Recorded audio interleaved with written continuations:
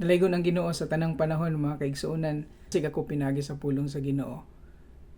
Niabot ba sa tong hunahuna igsuon, ngano nga gitugutan sa Ginoo mga trahedya moabot sa tong kinabuhi?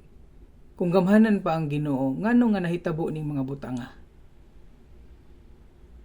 Muna siya ang atong tagaan karon og igong panahon, mga kaigsuonan. So ang pangutana, why does God allow disasters? So dunay tulo ka rason, mga kaigsuonan, nganong gitugot sa Dios ang mga trahedya nga mag-aabot sa atong kinabuhi. Ug ang atong gamiton karon nga libro, mga kaigsuonan, nga makatubag niini mao ang Book of Habakkuk. Gikan sa chapter 1, chapter 2, and chapter 3, mga kaigsuonan, atong masuta kung unsa gayod ang pahinumdom sa ato ang Ginoo, mga kaigsuonan. Unang tubag, ngano nga gialaw sa Ginoo mga trahedya nga mag-aabot sa atong kinabuhi, tungod kay disasters reminds us that the world is broken.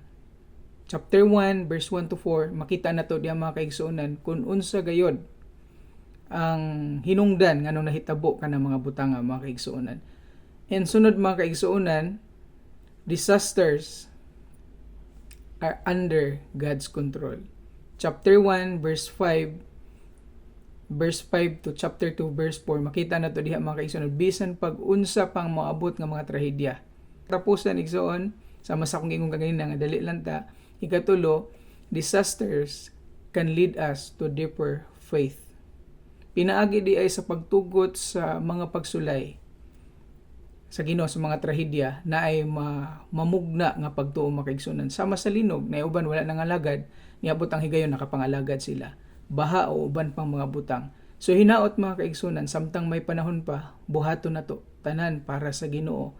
Dili na nato paabuton pa nga mahitabo pa ang baha, ang linog, nga dili na ta makalakaw bago nato gamiton ang atong kinabuhi para sa Ginoo. Samtang may kahigayonan pa, atong duolon ang Ginoo og simbahon nato siya.